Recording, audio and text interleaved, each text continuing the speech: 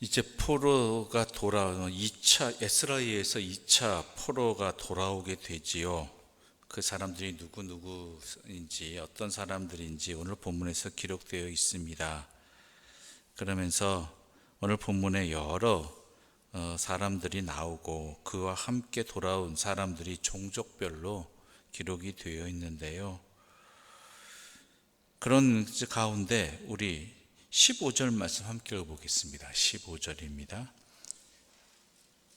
내가 무리를 아하와로 흐르는 강가에 모으고 거기서 3일 동안 장막에 머물며 백성과 제사장들을 살핀즉 그 중에 레위 자손이 한 사람도 없는지라. 아멘. 자, 우리가 앞서 살펴보았지만 에스라가 돌아가는 목적 중에 하나가, 예루살렘으로 향하는 목적 중에 하나가 뭐였냐면 하나님의 말씀을 연구하고 또한 가르치고 지키게 하는 것이었죠. 그러한 일들의 가장 대표적인 것이 바로 하나님께 제사를 드리는 일이었습니다. 그런데 그 제사는, 집행하는 일들은 아무나 할 수 없는 일들이었죠. 하나님께서 명하신 레위 지파만이 행할 수 있는 일이었습니다. 물론 1차 포로기 동안 돌아간 레위 지파도 있었죠. 그러나 그 숫자는 너무나 부족하다라는 것입니다. 그런 가운데 에스라가 함께 돌아갈 사람들과 살펴보고 가다 보니까 어때요? 레위 사람들이 하나도 없는 거죠. 어떻게 된 일일까라는 생각이 들게 됩니다. 레위 자손은 이미 다 간 것인가? 1차 포로 귀환할 때 그건 아닌 것 같고요. 뭐냐면 이 시간 동안, 그러니까 정확히 말하자면 대략적이지만 이때가 언제쯤이냐면 140년, 포로로 끌려간 뒤에 140년이 지난 뒤입니다. 140년. 또 1차 포로가 귀환한 지가 거의 80년 가까이 되는 그러한 상황들이었습니다. 그러니까 오랜 시간 동안 예루살렘 성전에서 일하지 않았던 이스라엘 사람들이었고, 또한 이 140년의 시간 동안 이스라엘 사람들은 대부분 어때요? 바벨론에 정착했다는 것입니다. 바벨론에 정착했다는 이야기는 또한 레위 지파들이 자신들의 생업을 위해서, 삶을 위해서 그 레위 지파로서의 본연의 일들, 성전을 섬기는 일들을 떠난 지 오래되었고 다른 직업들과 또한 여러 가지 삶의 형태를 가지기 시작했다라는 것이죠. 물론 그 지파는 변하지 않겠죠. 그런데 성전이 없으니까 어떻게 해요? 그리고 그 성전을 통해서 그들이 얻을 수 있는 것들이, 삶이 보장되지 않는다는 것이죠. 그러니까 떠나지 없기도 했고, 그나마 있던 사람들도 이미 바벨론에 많이 정착해서 이제는 1차 포로 때야 기쁜 마음으로 처음 하는 사람들이야, 돌아온 사람들은 열심을 가진 특심이지만 이제 2차로 가는 사람들 가운데는 대부분이 그냥 정착하고 여기서 살지 하는 마음들이 강했던 것입니다. 그러니까 레위 지파 사람들이 하나도 없는 이런 상황이 벌어지게 된 것이죠. 에스라로서는 너무나 힘든 상황입니다. 겨우 마음을 결단하고 정성을 다해서, 특히 아닥사스다 왕의 강력한 하나님의, 물론 하나님의 은혜이죠, 도움에 의해서 여기까지 왔는데 정작 가서 자기를 도와서 자기가 해야 할 일들을, 에스라가 하고자 하는 일들을 도울 사람들이 없는 상황이지요. 이게 현실입니다. 이게 현실이에요. 그래서 그는 어떻게 했는가? 이 희망적이지 않는 상황 속에서 에스라가 나서서 강권합니다. 우리 16절부터 18절까지의 말씀 함께 읽어볼까요? 16절부터 18절입니다.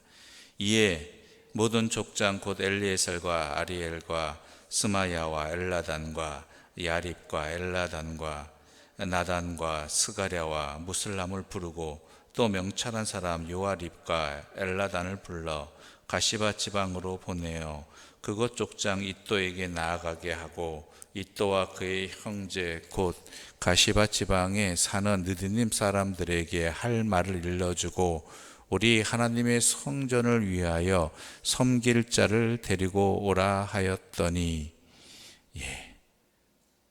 가서 데리고 오라고 강권하는 것이죠. 그곳에 살겠다고 140년이나 지났는데 우리가 거기 가서 뭐 하고 있느냐라는 사람들한테, 우리는 이곳에 삶의 터전이 있다고 하는 사람들한테 가서 강권합니다. 그래서 겨우 레위 사람들이 38명이 합류하게 됩니다. 38명이. 그런데 이 일을 에스라는 어떻게 해석했느냐면은, 우리 18절 함께 읽어볼까요? 18절입니다. 우리 하나님의 선한 손에 도우심을 입고 그들이 이스라엘의 손자 레위의 아들 말리의 자손 중에서 한 명찰한 사람을 데려오고 또 세레바와 그의 아들들과 형제 18명과, 분명히 어려운 현실 앞에서 그는 강권하여 레위 사람들을 끌어모았습니다. 그런데 에스라는 이렇게 고백하죠. 우리 하나님의 선한 손에 도우심이 있었다라는 것입니다. 그는 분명히 깨달은 것이죠. 이 없는 현실에서도 굴하지 아니하고 주님의 일을 감당하고자 하는 사람들에게, 참된 주님을 섬기고자 하는 사람들에게 하나님의 도우심이 반드시 있다라는 것을 그는 분명히 알았던 것입니다. 물론 그가 강권한 것이죠. 포기하지 않고. 때로는 강권이라는 것이 좋은 말만 했겠습니까? 그런데 그 모든 일들을 자기의 노력이라고 이야기하지 아니하고 하나님의 선하신 도움이라는 것입니다. 에스라 7장에서도 그런 일들이 벌어지지요. 도저히 이 모든 일들을 일어날 수 없는 상황들 가운데, 또한 모든 것이 위협인 상황 가운데 하나님께서 아닥사스다 왕을 사용하셔서 에스라 일행으로 하여금 준비되게 하시고 돌아가게 하셨다라는 것을 그는 고백하게 됩니다. 깨달은 것이지요. 또한 이 모든 일들도 하나님의 도우심 안에 있음을 분명히 말하고 있는 것입니다. 즉 에스라에서는 바로 이것을 말하는 것이죠. 어찌되면 그들의 이스라엘 백성들의 불순종으로 말미암아 그들은 모든 것을 빼앗겼습니다. 모든 것을 잃어버렸죠. 심지어 하나님을 섬기던 예루살렘 성전마저도 온전히 불탔습니다. 그리고 이방 땅에서 살아야만 했습니다. 이방 땅에서의 삶이 그들에게 좋은 삶이었겠습니까? 물론 여기서 좋다라는 표현은요, 하나님 보시기에 정결한 삶이었냐라는 것이죠. 그럴 수 있었으면 좋겠지만 이방 땅에서 그것도 포로된 자로서 살아간다는 것은요, 때로는 하나님 보시기에도 부정한 일들, 하나님 보시기에 옳지 않은 삶의 자리도 감당했어야만 하는 상황이었고 그 생활이 익숙해졌겠지요.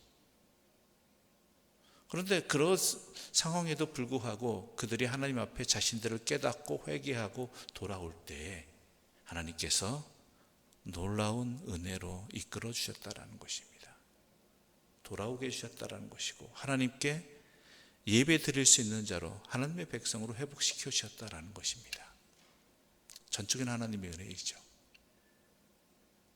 여기서 한 가지 비유를 떠오르게 됩니다.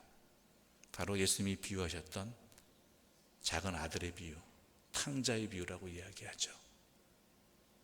아버지의 말을 거역했다가 결국 자기 멋대로 갔다가 모든 것을 탕진하고 이방 땅에서 부정한 돼지치는 일을 하였을 때, 그런 삶의 자리에서 자신을 깨닫고 회개하고 돌아온 아들을 어떻게 해요? 하나님 아버지는 기다려주시고 회복시켜주시고 다시 아들로서 그 역할들에 그 모든 은혜를 주셨다라는 것. 바로 돌아온 이스라엘 백성들에게 이런 하나님의 은혜가 이미 임하고 있다라는 것이, 그로 말 이 모든 것들이 자신들의 결단에 의해서 이 회복된 것이 아니라 받아주시고 또한 기다려주시고 예비해 두시고 전적으로 회복시켜 주신 하나님 아버지의 은혜라는 것을 이 에스라서는 분명히 고백하고 있는 것입니다. 아버지에게 돌아갈 만한 자격 있는 아들 아니었습니다. 아버지가 주신 그 모든 재산을 탕진했으니까 조금이라도 회복시키고 좀 나아갈 면을 세울 만한 어떠한 능력이 있고 또한 결과가 있었던 것도 아니었습니다. 모든 것이 부족한 상황입니다. 그럼에도 불구하고 아버지는 기다려주시고 회복시켜 주셨다는 것입니다. 우리들도 마찬가지입니다. 우리가 주님 앞으로 서고자 할 때, 주님의 백성으로 살아가고자 할 때 우리 하나님께서는 기다리고 계시고 또한 맞아주시고 회복시켜 주시는 은혜의 하나님 아버지십니다. 그 하나님을 믿는 믿음이 우리에겐 돌아갈 힘이 되는 것이고 또한 삶의 죄악의 굴레에서 벗어날 수 있는 유일한 은혜라는 것 분명히 명심하시고 그 하나님 바라보며 주님을 향해 나아가는 믿음의 사람들, 그 은혜를 힘입는 사람들, 또는 그 사랑을 믿는 사람들 되시기를 간절히 소망합니다. 기도드리겠습니다. 하나님 아버지 감사합니다. 오늘 에스라가 고향으로 돌아가고자 할 때, 하나님의 사람으로서 삶을 살아가고자 할 때, 또한 그와 함께 했던 사람들 가운데 심지어 레위 자손이 없는 상황도 벌어졌습니다. 가는 길 안전하지 않은 것도 있었고 또한 돌아갈 능력도 없고 그런 상황들이었지만 하나님께서는 하나님의 손길을 이미 예비해 두셔서 아닥사스다 왕과 또한 에스라와 그 외 여러 사람들을 주님께서 하나님의 선하신 손으로 예비해 두셨고 허락해 주셨고 지켜주셨습니다. 이 모든 것들이 자신의 죄악됨에도 불구하고 하나님 아버지를 깨닫고 아버지께로 돌아가고자 한 이들에게 주시는 하나님의 은혜였고 사랑이었음을 깨닫게 됩니다. 우리 또한 이 말씀에 힘입어서 우리의 삶을 제대로 돌아보게 해주시고 우리의 삶이 하나님 앞으로 나아가고자 할 때에 설사 어렵고 힘들고 부족하고 없는 것이 있다 할지라도 내가 주님 앞으로 나아가고자 할 때 주님의 사람으로 살아가고자 할 때에 나에게 힘을 주시고 또한 은혜를 주시고 예배해 두신 사랑으로 함께 해주시는 하나님을 믿는 믿음 안에서 나아가게 해주시고 그 은혜를 입게 하여 주시옵소서. 예수님의 이름으로 기도드립니다. 아멘. 하늘에 계신 우리 아버지의 이름을 거룩하게 하시며 아버지의 나라가 오게 하시며 아버지의 뜻이 하늘에서와 같이 땅에서도 이루어지게 하소서. 오늘 우리에게 일용할 양식을 주시고 우리가 우리에게 잘못한 사람을 용서하여 준 것 같이 우리 죄를 용서하여 주시고 우리를 시험에 빠지지 않게 하시고 악에서 구하소서. 나라와 권능과 영광이 영원히 아버지의 것입니다. 아멘.